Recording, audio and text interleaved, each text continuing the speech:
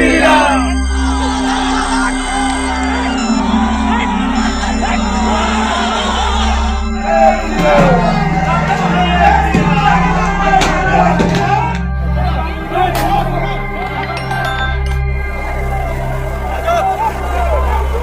उत्तर प्रदेश के फतेहपुर की इस तस्वीर को देखिए और देखिए कि किस तरीके से लोकतंत्र का जनाजा निकाला जा रहा है।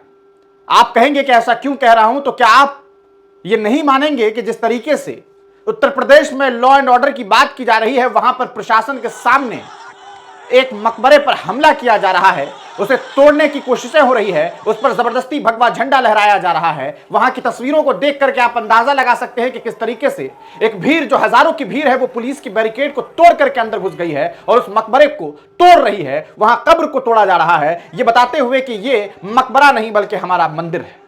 जरा सोच करके देखिए, ये उसी उत्तर प्रदेश की कहानी है जहां पिछले दिनों आपको याद होगा कि संभल में एक मस्जिद को लेकर के ये दावा किया गया कि ये मस्जिद नहीं बल्कि मंदिर है। और फिर क्या हुआ था आप जानते हैं कि एक भीड़ जब जमा होती है, प्रशासन के हाथों से गोलियां चलती है, ऐसा दावा किया जाता है, ऐसे आरोप लगाए जाते हैं और फिर प्रशासन ये कहती है कि गोली खुद में चली, इन लोगों ने खुद से चलाई और फिर 4 से 5 लोगों की मौत हो गई थी।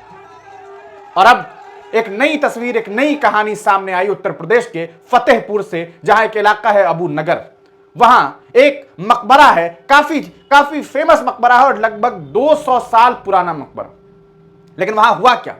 सबसे पहले तो प्रशासन को हिंदुत्ववादी दल के लोगों ने और भारतीय जनता पार्टी के जो जिला अध्यक्ष है वहां के, उन्होंने बाकायदा एक ज्ञापन जिला एडमिनिस्ट्रेशन को दिया कि हम 11 तारीख को वहां पर जो है सौंदर्यकरण का काम शुरू करेंगे और पूजा पाठ शुरू किया जाएगा। हमने इस पर आपको एक खबर भी बताई थी कि किस तरीके से प्रशासन को यह खबर दी गई थी। और आज जब प्रशासन को यह मालूम था कि ऐसा कुछ हो सकता है तो उन्होंने बैरिकेड लगवाया, लेकिन उन बैरिकेड को तोड़ करके हजारों की भीड़ वहां पहुंच गई और सीधे तौर पर मकबरा पर हमला बोल दिया। वहां जो तस्वीरें देखने को मिली उससे यह अंदाजा साफ तौर पर लगाया जाता है कि यूपी पुलिस सिर्फ और सिर्फ तमाशबीन बनी रही। वहां पर बड़े बड़े पदाधिकारी अधिकारी मौजूद थे, लेकिन उनके सामने ये लोग चुप नहीं बैठे। इन लोगों के हाथों में लाठियां थी, किसी के हाथ में पत्थर था और वो तमाम लोग गुंडई की तमाम परिभाषा को कहीं ना कहीं साबित कर रहे थे और ये बता रहे थे कि ये दंगाई है, अताताई है और किसी आतंकी से कम नहीं है।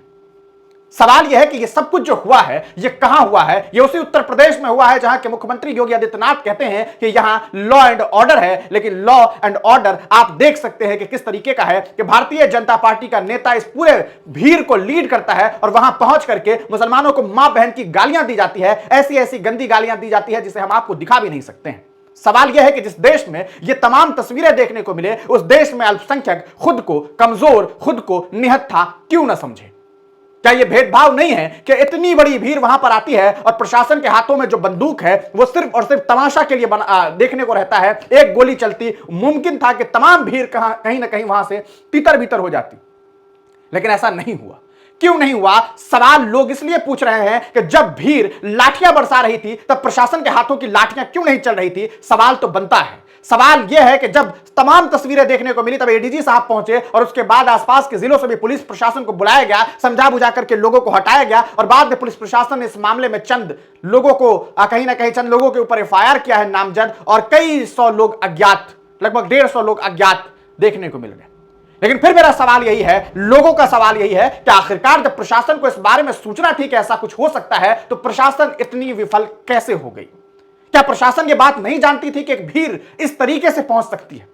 क्या प्रशासन को नहीं चाहिए था कि लाठी चार्ज किया जाता? जब छात्र का आंदोलन होता है, जब लोग नौकरी मांगते हैं, लोग रोजगार की बात करते हैं, तो उन पर तो प्रशासन की लाठियां यूं ही चलने लग जाती है। लेकिन जब उपद्रवी हाथों में लाठी लेकर के गुंडाई करने के लिए तैयार हो जाता है तब उन पर लाठी क्यों नहीं चलती? ये सवाल इसलिए है क्योंकि ये सवाल वाजिब है। आप देखिए उत्तर प्रदेश की कहानी को, आप देखिए उत्तर प्रदेश में छात्रों के आंदोलन को, तो आपको ये मालूम चलेगा कि किस तरीके से वहां पर पुलिस की लाठियां छात्रों के सीने और पीठ पर नजर आते हैं। लेकिन जब उपद्रवी गुंडाई करते हैं, जब पुलिस के सामने हाथों में भगवा झंडा लेकर के मकबरे पर लगाया जाता है, तब ये पुलिस क्यों तमाशबीन बनी देख बैठी रहती है? ये सवाल इसलिए है क्योंकि ये सवाल वाजिब है। उत्तर प्रदेश की यह कहानी कोई पहली बार नहीं है।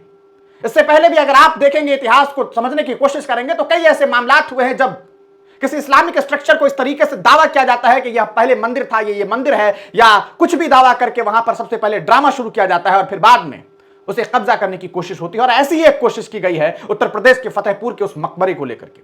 दावा किया जा रहा है कि यह मकबरा नहीं बल्कि यहां पर मंदिर, शिव मंदिर, या कुछ लोग अलग अलग तरह की बातें करें, कृष्ण मंदिर। लेकिन सवाल कि पिछले 200 सालों से, और जब उत्तर प्रदेश पुलिस प्रशासन इस पूरे मामले पर सफाई देती है तो वो ये कहती है विवादित मकबरा, जबकि कौन नहीं जानता है कि वहां पर मकबरा है। और याद रखिए भारत का संविधान प्लेसेस ऑफ वर्शिप एक्ट 1991 ये साफ लफ्जों में कहता है कि जो भी धार्मिक स्ट्रक्चर सन 1947 15 अगस्त को जिस स्थिति में थी बाद में वो वही मानी जाएगी, उससे पूर्व में उसको लेकर के चाहे कोई भी इतिहास क्यों ना रहा। लेकिन इस देश में संविधान को मानने वाले लोग हैं कहां, और जिन्हें संविधान को मनवाना है, जिन्हें संवैधानिक मूल जो तरीके हैं उसको मनवाना है, वो लोग तो तमाशबीन बने हुए हैं। क्या आप ये कह सकते हैं कि ये सब कुछ जो हुआ ये बगैर प्रशासनिक चूक के हुआ है? इतना ही नहीं, जब ये सब कुछ हुआ तो मुसलमानों की एक भीड़ वहां पर पहुंचने लगी थी, लेकिन उन्हें प्रशासन ने रोक दिया ये कहते हुए कि भैया आगे मत जाइए, अगर आप जाएंगे और दोनों धर्म के लोगों के बीच विवाद पैदा हो गया तो मुश्किलें हो जाएंगी। ये बहुत अच्छी बात है, आपने रोक दिया, लेकिन सवाल यह है कि जो लोग उस वक्त उन्माद फैला रहे थे, जो उस वक्त ये बता रहे थे कि देखिए किस तरीके से हम यहां पर कब्जा कर सकते हैं, हमारा कोई बाल बांका नहीं कर सकता, उस वक्त आपके हाथों की लाठियां इतनी कमजोर क्यों पड़ गई? क्या प्रशासन डरी हुई थी उस भीड़ से? क्या प्रशासन को भी इस बात का डर था कि कहीं वो लोग एग्रेशन में प्रशासन के ऊपर हमला न कर दे, क्योंकि उनके सामने लाठियां चलाई जा रही है? ये तस्वीरें देख करके अंदाजा लगाया जा सकता है आखिरकार यूपी पुलिस इतनी कमजोर कैसे हो गई। वो पुलिस जिसके बारे में कहा जाता है कि अरे लॉ एंड ऑर्डर तो इनके लिए सब कुछ है।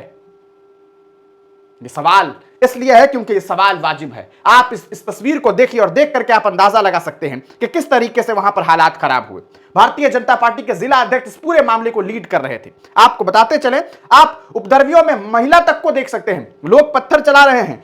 ये कहीं ना कहीं जो तस्वीरें हैं ये गवाह बन रही है कि किस तरीके से, जहां एक तरफ योगी साहब कहते हैं कि भैया हमारे राज्य में सब कुछ कुशल मंगल है, तो उनकी लाठियां इन पर क्यों नहीं चली। आपको बता दें ये मकबरा जो है वो नवाब अब्दुल समद साहब का मकबरा है। यहां पर 2 मजार है।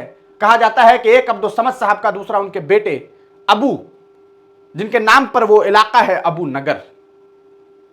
अब आपको यह तय करना है, आपको यह बताना है कि क्या इस मामले में नाइंसाफी नहीं हुई। वैसे तो प्रशासन ने इस पूरे मामले में कुछ लोगों को चिन्हित किया है, एफआईआर दर्ज किया है। हमें उम्मीद है कि अगर इस पूरे मामले का प्रॉपर इन्वेस्टिगेशन किया जाए तो कम से कम 400-500 लोगों को जेल में बंद कर दिया जाएगा, क्योंकि जो हरकत की गई है वो सीधे तौर पर इस देश के संवैधानिक तौर और तरीके के खिलाफ है। ये वो तरीका था जिसे गुंडई और जिसे कहीं ना कहीं कहा जा सकता है कि आतंकवादियों का एक तरीका था ये, कि किस तरीके से आप एक धार्मिक स्ट्रक्चर के ऊपर चढ़ करके दूसरे धर्म के मकबरे पर जाकर के आप इस तरह का घटिया कृत्य कर रहे हैं। मतलब आप सोचिए कि जो इंसान मर चुका है आप उसकी कब्र को भी नहीं छोड़ रहे हैं। कौन जिम्मेदार है? आप क्या सोचते हैं? अपनी राय कमेंट सेक्शन में जरूर लिखिएगा। इस पूरे मामले पर देश के नेता असदुद्दीन ओवैसी भी काफी गुस्से में थे और उन्होंने ट्वीट करके लिखा कि योगी जी कहां है आपकी लाठियां? क्या इन लोगों के घर पर बुलडोजर चलाया जाएगा? एक तरफ जब देश में इलेक्शन कमीशन के खिलाफ पूरा कहा जा सकता है विपक्ष जो है वो लगा हुआ है, प्रदर्शन कर रहा है, वहीं दूसरी तरफ यह हो रहा है। अब देखना यह है कि विपक्ष के कितने नेता इस मुद्दे को उठाते हैं, सदन में कितनी बातें इस पर होती है। आप क्या सोचते हैं? अपनी राय जरूर लिखिएगा। आपका वीडियो देखने के लिए बहुत बहुत शुक्रिया। चैनल पर नए हैं तो सब्सक्राइब जरूर कर लें। हिंदुस्तानी मीडिया को जहां तक हो सके सपोर्ट करें।